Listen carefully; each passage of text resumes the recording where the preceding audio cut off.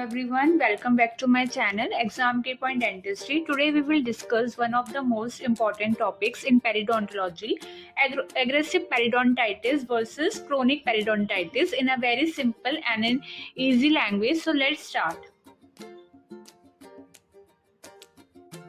Periodontitis. The aggressive periodontitis is characterized by rapid destruction of a periodontal ligament and alveolar bone, affects systemically healthy individual, family aggregation of the cases, and onset often at the young age. It means it is a rapidly progressive form of periodontitis that occurs in the clinically healthy individuals, usually younger patient.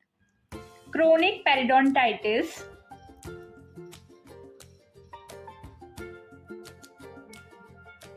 is a slowly progressive inflammatory disease.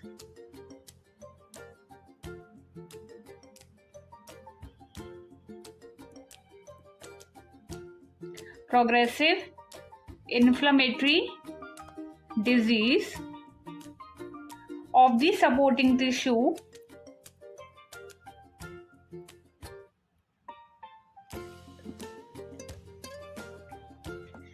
of the teeth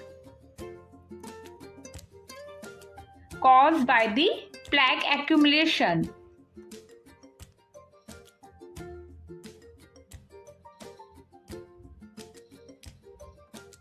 Okay, so chronic periodontitis, it is a slowly progressive inflammatory disease of the supporting tissue of the teeth, which is caused by the plaque accumulation. Okay, so while periodontitis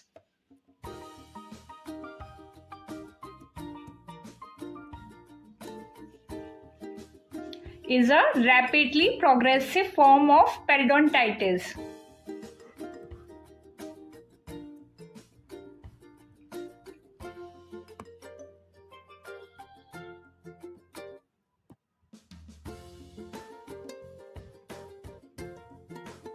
That occurs in clinically healthy individuals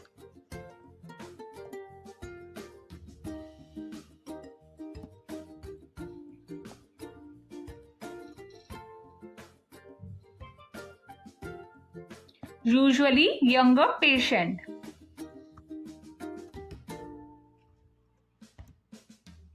Okay, so the main difference is the chronic is slow and common, while the aggressive is the fast and the rare. Okay.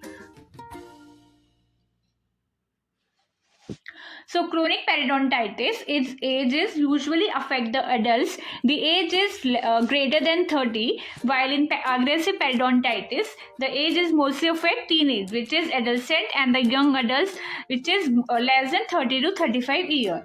And in chronic periodontitis, it is caused due to the local factors, and their destruction is consists with amount of local actors present. Means the destruction is directly proportional to the local factors. Means more plaque is accumulates, so more destruction is happening. In aggressive periodontitis, because the amount of local factors and destruction is inconsistent. For very little amount of local factors, the amount of periodontal destruction is much more. Means if there is local factor, that is plaque, is less, but the periodontal destruction is more, that is the plaque is indirectly proportional to the periodontal destruction. In chronic periodontitis, the presence of the subgingival calculus is seen here, and microbial pattern may be variable. So we see about the red complex, orange complex bacteria, while in aggressive periodontitis, it is family aggregation, and it is associated with an Agricobacter Actinomycin comitans. So in chronic periodontitis, the rate of progression is slow to moderate rate of progression, while in aggressive periodontitis, the rate of progressive is rapid attachment loss. In chronic, it is modified by associated with a systemic disease or the environmental factors. Means in chronic periodontitis, it is directly affected by the systemic disease. Means if the patient is having a diabetes mellitus, so there is more chronic periodontitis, so it is affecting this.